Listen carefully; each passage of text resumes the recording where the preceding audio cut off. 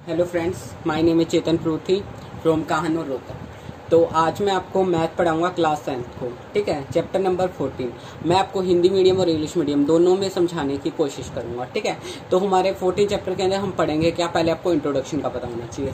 हम 14 चैप्टर के अंदर मीन मीडियन मोड के बारे में पढ़ेंगे, यानी कि हिंदी में कहे तो माध्यक, माध्य और बहुलक, जो हम छोटी क्लासों से पढ़ते आए हैं। तो वही आपने यहाँ पढ़ना है। बस ये है कि पहले आप कोई फॉर्मूला नहीं लगाते थे उसे यूज करने में, लेकिन यहाँ पे आपको फॉर्मूला लगाना है। कोई भी अगर यूज करोगे, माध्य निकालोगे उसका भी फॉर्मूला, माध्यक निकालोगे उसका भी फॉर्मूला, बहुलक निकालोगे उसका भी फॉर्मूला, तीनों का फॉर्मूला है। तो अब मैं 14.1 के जो एग्जाम्पल हैं उनको सोल्व करा रहा हूँ। ठीक है, तो पहले हम माध्य के बारे में पढ़ेंगे, माध्य कराऊंगा, उसके बाद बहुलक, फिर माध्यक। ठीक है, ऐसे।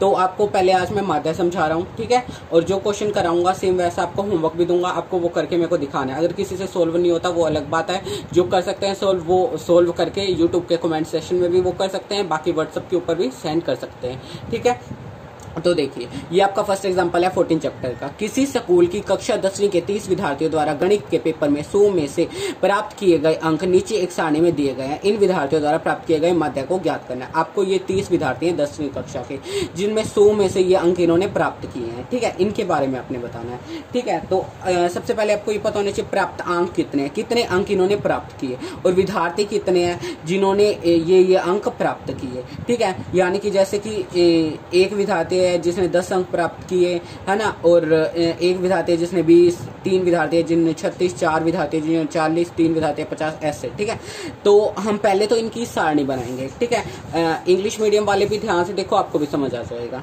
ठीक है, तो हम इनकी सारणी पहले कैसे बनाएंगे, यहाँ लिखेंगे प्राप्त अंक। आपको सीधा ही बता रहे कि ये XI है, ये FI है। ठीक है, तो आप सिंपल ही लिख सकते हो, जैसे कि यहाँ पे आप लिखोगे प्राप्त अंक, प्राप्त अंक, और साइड में लिख देना या नीचे लिख देना यहाँ पे X1 XI। ठीक है, ऐसे लाइन लगा लेना फिर आप। ठीक है, ऐसे विद्यार्थियों की संख्या आपको दे रखी है। ठीक है, आपको ये सारणी दोबारा से बनानी पड़ेगी। ठीक है, और ये है यहाँ पे आपने निकालना है FY XI। तो आपको पहले फॉर्मूला पता होना चाहिए, तब मैं आगे कराऊँ ना। तो माध्य निकालने का एक फॉर्मूला होता है। क्या फॉर्मूला होता है, इसको हम बोलते हैं सिग्मा, इसको हम सिग्मा बोलेंगे। ठीक है, सिग्मा FI XI अपोन में सिग्मा FI। इस फॉर्मूले को आपने अच्छे से याद कर लेना है। ठीक है, क्या है ये formula, sigma FI upon sigma FI।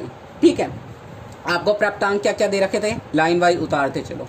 देखो 10, उसके बाद 20, उसके बाद 36, उसके बाद 40, उसके बाद 50, उसके बाद 56, उसके बाद 60, फिर 70, फिर 72, फिर 80, फिर 88, फिर 92 और फिर है 95।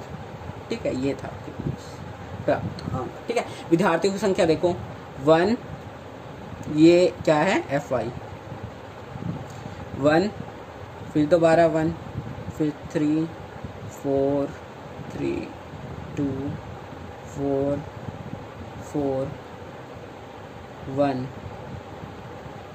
1, 2, 92 का 3 और फिर 1। यहाँ तक समझ आ गया। देखो प्राप्तांक हमने ऐसे की ऐसे, इसको ऐसे टेबल बना दी, इस संख्या को ऐसे टेबल बना दी। ठीक है, फॉर्मूला आपको पता है, ये ऐसे निकालते हैं FI और XI, sigma FI XI upon sigma FI।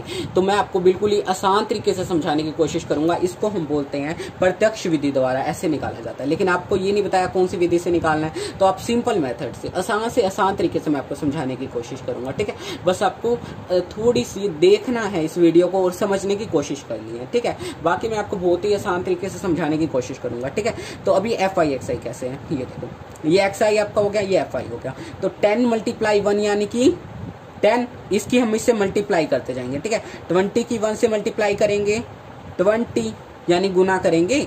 36 की 3 से गुना करेंगे तो क्या हो जाएगा 9, 36 की, अब देखो यहाँ पे आप करके देख सकते हो साइड में, 3 6 18, 9 और 1 10, 108।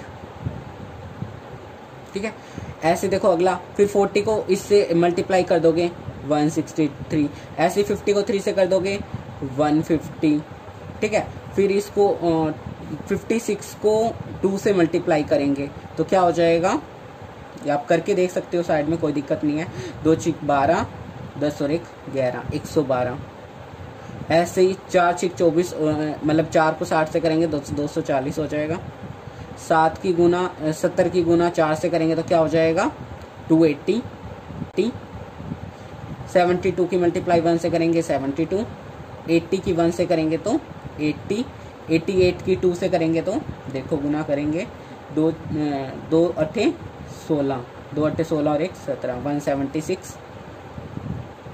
3 की गुना 92 से करेंगे तो 3 दूनी 6 और 3 नीम 27, 276 और 95 बन जा 95। ठीक है, अब हम क्या करेंगे, इन सब का टोटल कर देंगे। क्या हो जाएगा, ये ऐड करके 1779 आपका आ गया।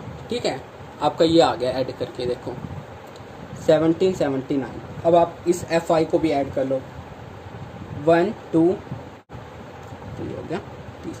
अब आपको इसका माध्य निकालना है, सब कुछ ऐड भी कर लिया आपने, है ना। अब आपको तो माध्य निकालना है। फॉर्मूला जब आपको पता है माध्य निकालने का फॉर्मूला क्या होता है, ये देखो हम इसको सोल्व इधर कर लेते हैं। ये देखो आपने फॉर्मूला, मैंने अभी आपको बताया माध्य का क्या होता है। माध्य का फॉर्मूला होता है sigma FI/XI upon sigma FI, ये होता है। अभी हमने ये देखो FI क्या निकाला था टोटल करके, 1779 ये निकाला था ना। तो यहाँ पे आप माध्य लिखोगे, बराबर में सिग्मा FI/XI की जगह लिख दोगे 1779 अपॉन में।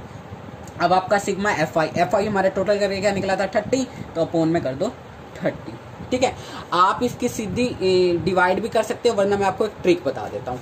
ठीक है, 30 है ना, यहाँ पे पीछे जो 0 है इसको एक बार भूल जाओ। ठीक है, आप सोचो नीचे क्या दे रखा है, 3 दे रखा है ना। इसको कैंसिल आउट कर लो, 3 को अगर हम इससे कैंसिल आउट करेंगे तो 3 1 जा 3, और इसको कैंसिल आउट करेंगे तो क्या हो जाएगा, ये देखो मैं आपको डिवाइड करके दिखा देता हूँ। अगर कोई बच्चा ऐसा हो जिसको समझ ना आए तो मैं आपको बता देता हूँ। देखो 3 के टेबल से इसको कर लेंगे, 0 को एक बार भूल जाओ कि ये 30 है, सोचो कि ये 3 है।